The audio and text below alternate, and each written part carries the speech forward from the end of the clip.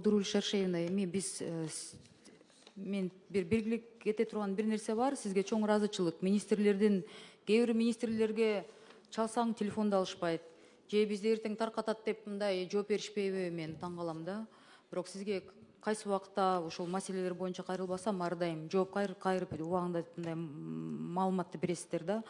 Өткөн жумада мен шайлоо округума барып келсем, ал жерден мага бир жаш жигит менен ошо сүйлөшүп калдык да. Менин жубайым ушунда бир маселе бар эле, сизге кайрылса болсатпы, министрге жеткирип коесуз десе, макул дегем да.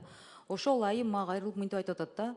24-25 жылы мен мугалим болуп биринчи деп баштаганда, анда биринчи менин жогорку билимим экономист дейт. Бирок ошол убакта педагогика факультетине тапшырып, ошол справканы алып, мен 18.900 алчумун дейт да.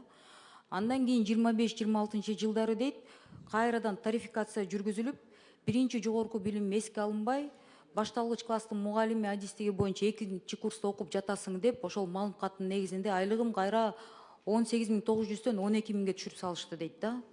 Ушундай учурлар боюнча мен ойлойм, бул боюнча эми мугалимдердин айлыгы жакшы болуп атат деп көп эле адамдар ушундай ситуацияга дуушар болуп, анан эми бул айткан жаш айым да.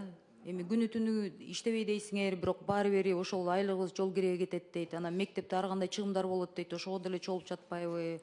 Анан былтыркы айлыгым 16 саат менен 18.900 болсо, быйылкы айлыгым 17 саат менен 12.000 болуп калганда, анан кантип улам бухгалтер алмашып калса эле кайрадан санап чыгышат дейт да.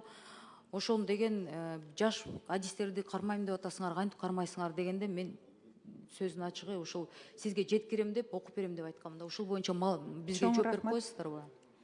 Кандай дейсиздер? Бул туурабы, туура эмеспи? Бул мугалимди мен ачыкмын, кабыл алууга даярбыз. Өзүбүздүн бухгалтер менен тарификациясын баарын эсептеп. Ошондо эгер биринчи билими, жогорку билими бар болуп, бирок ал педагогика болбосо, башында жанакындай санап, анан кайра экинчи билим, сенде конкретно ушул билим эмең направленияң жок деп туруп, ошондой санаганга туурабы же туура эмеспи? Жол береби мыйзам? Туура эмес да болуп калышы мүмкүн да. Персоналдык ситуация менен мугалимдин өзүн кабыл алып, мен адистик жол менен чечип бергенге аракет кылам.